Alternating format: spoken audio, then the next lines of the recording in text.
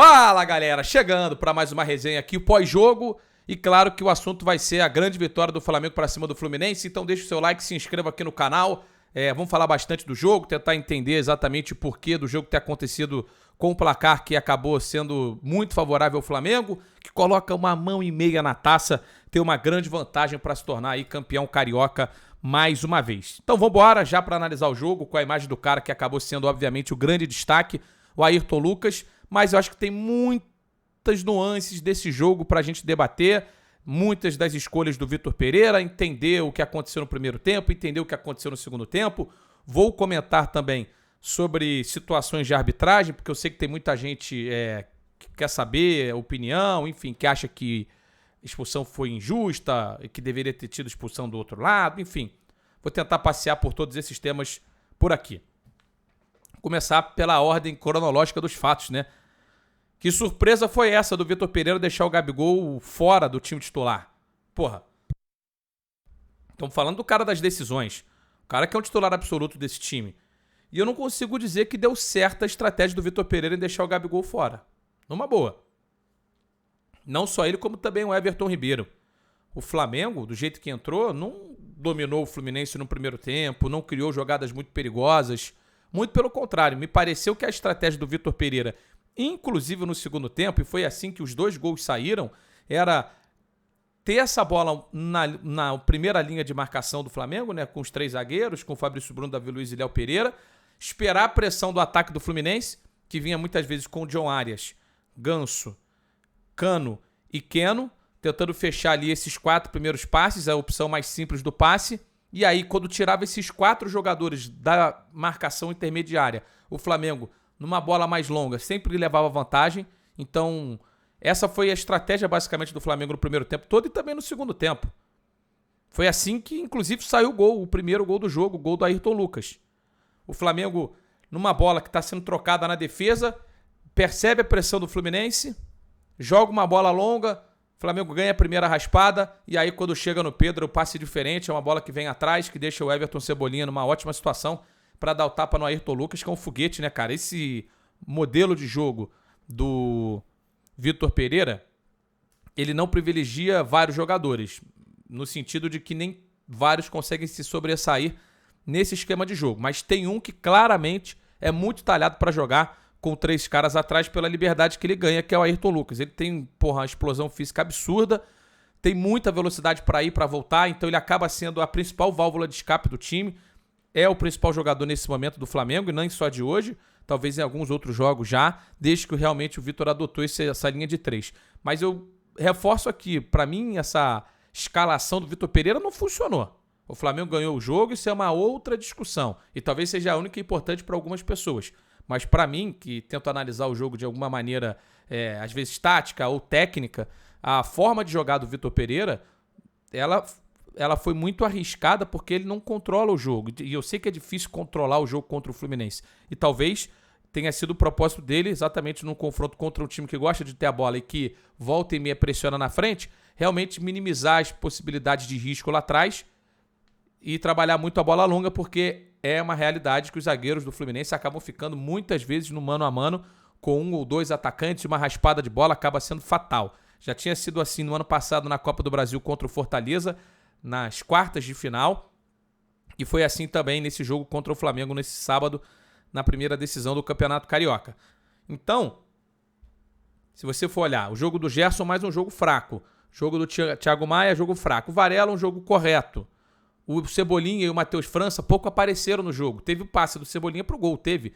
Mas oriundo de uma bola que foi, como eu falei, longa, vindo do goleiro, lá na ponta direita, que aí sobrou uma possibilidade pro Cebolinha ali na entrada da área. Então, eu acho que a escalação do Vitor Pereira foi arriscada e não funcionou. Tanto é que quando o time bota esses caras que estão aí na imagem, o Everton Ribeiro, o Gabigol, o Vidal e o Felipe Luiz, né? Porra, primeiro que é um privilégio para qualquer treinador tirar esses caras do banco de reservas, né? Impressionante como talvez aí 2 ou 3 tivessem que ser titulares, na minha visão ali, 2 certamente, o Everton e o Gabigol, na ausência do Arrascaeta, principalmente o Everton deveria ser titular, mas eu tiraria, é que o Cebolinha tá vivendo uma fase até legal, né? Mas o ataque do Flamengo, para mim, nessa configuração desse 3-4-2-1, seria Gabigol, Everton Ribeiro e Pedro lá na frente. Lógico que se o Arrascaeta estiver em campo, aí acho que o Everton Ribeiro vai poder ser sacado do time.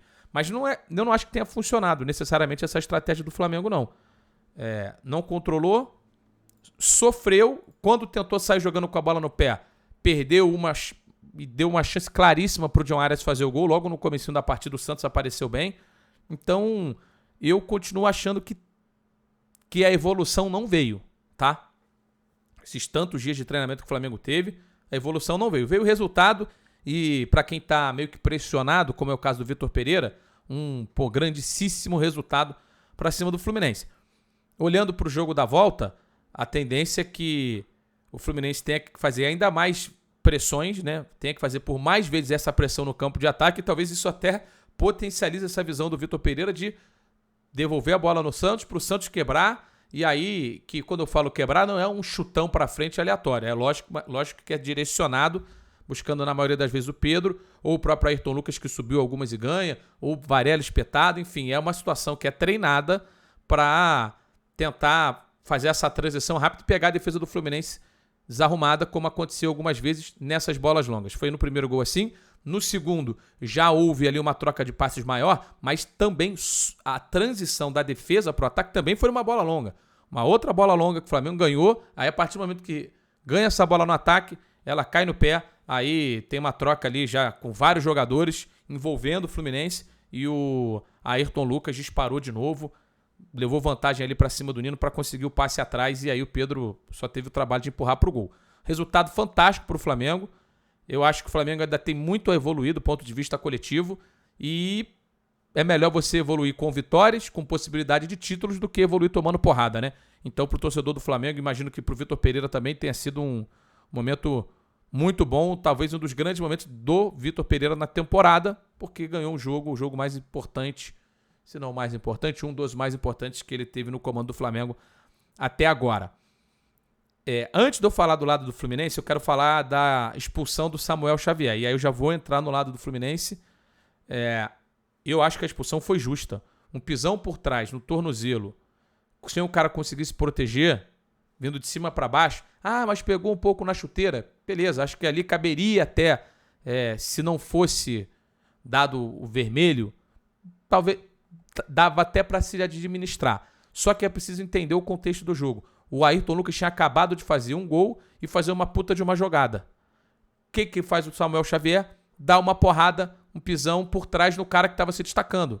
Que é aquele recado, né? Que pode não ter sido uma intenção do Samuel Xavier, mas que para quem tá vendo o jogo fica assim, ó, porra lá, o cara tá jogando muito, foram lá e deram porrada nele, uma porrada desleal. E foi a expulsão, acho que dentro do contexto da interpretação do árbitro, tá tudo certo. Aí você vai me perguntar, pô Luiz, era para ter expulsado o Léo Pereira. Eu acho que aquela entrada é no limite. O famoso cartão laranja, como se diz, mas assim, não era situação clara e manifesta de gol, porque tinha dois jogadores, duas coberturas do Flamengo, o Davi Luiz e o Fabrício Bruno chegando. Então não era que não tinha ninguém entre o Arias e o goleiro. Teria ali ainda a possibilidade de dois jogadores numa posição razoável de cobertura para chegar na bola. Então não era uma situação clara e manifesta de gol. Aí você tem que interpretar a ação em si. O carrinho por trás, que ele vai e ele acaba pegando na canela, né? Ele dá uma recolhida assim e chuta a canela do John Arias. Poderia ser dado vermelho? Eu acho que até poderia. Mas eu não acho que a natureza da entrada tenha sido tão violenta. Tá? Se eu for olhar a força das duas jogadas, a questão de violência do Samuel Xavier, para mim, foi um grau acima da do Léo Pereira. Então, não acho que teria que ser expulso o Léo Pereira. O Thiago Maia, que ficou pendurado um bom tempo no jogo, estava ali puxando, fazendo algumas faltas, mas os jogadores fluminenses seguiram na jogada, não sucumbiram a algumas faltas que poderiam ser faltas de cartão amarelo, se o juiz não quisesse ele administrar. Mas eu acho que dentro desses dois lances polêmicos, vou colocar assim, eu acho que a decisão pontual foi boa. A condução do jogo foi ruim. De uma maneira geral, a condução do jogo foi ruim. O jogo ficou picotado demais, especialmente no segundo tempo. Parecia que o jogo não rolava. E ele é um juiz médio, assim, não é um melhor árbitro que tem a federação. O Bruno Arleu é o melhor. Mas eu não consigo botar na conta do juiz nada do resultado do que aconteceu no Maracanã nesse sábado. E aí a gente olha pro Fluminense do Fernando Diniz, que antes que comecem aqui, e eu vou falar muito do que eu falei, pelo menos no primeiro momento, lá depois da derrota pro Volta Redonda. O Fluminense fez um jogo bom. Não foi um super jogo do Fluminense. Fez um jogo péssimo? Também não fez um jogo péssimo. Perdeu um jogo de 2-0 em uma partida em que ele teve algumas possibilidades, tá? Especialmente no primeiro tempo. E fica a lição dessa bola longa que incomodou, já tinha incomodado em outros jogos decisivos do Fluminense, incomodou de novo nesse jogo agora contra o Flamengo. Mas eu acho que foi um sábado ruim de vários jogadores, individualmente falando. O Ganso talvez tenha sido aquele que mais se sobressaiu no time do Fluminense, acertou vários passes ali para clarear jogadas. O Fluminense no primeiro tempo fez um primeiro tempo dentro do padrão de atuação. Começou um pouquinho oscilante, ali perdendo algumas bolas na defesa, mas com o David Braz principalmente, mas nada que tenha comprometido o jeito de jogar. E o Fluminense conseguiu realmente controlar em alguns momentos do primeiro tempo. E aí eu já começo a ver as pessoas assim querendo, queimar o Fernando Diniz vivo porque perdeu o jogo, porque é mais uma final ou uma final que ele perde. Gente, eu acho que tudo é muito circunstancial, tá? Não é dizer que é terra arrasada, é circunstância do jogo. O Flamengo adotou uma estratégia de menor risco com a posse de bola, que não é o jeito do Fluminense de jogar, e mesmo assim o Fluminense perdeu o jogo.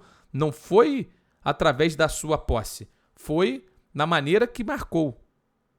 Que eu repito, se o Vitor Pereira estava querendo que o Fluminense pressionasse para buscar a bola longa, não tinha que toda vez o Fluminense ficar em situação exposta para esse lançamento. Tinha que ter uma cobertura um pouquinho maior, tanto do André quanto do Martinelli.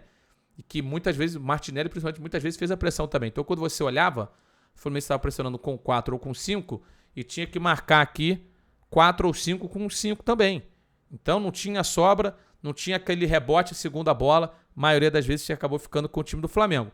Então não vou de jeito nenhum aqui crucificar o Fernando Diniz. Acho que tem um segundo jogo que o Fluminense tem possibilidades ainda de ser campeão. O Flamengo está muito próximo do título, tá.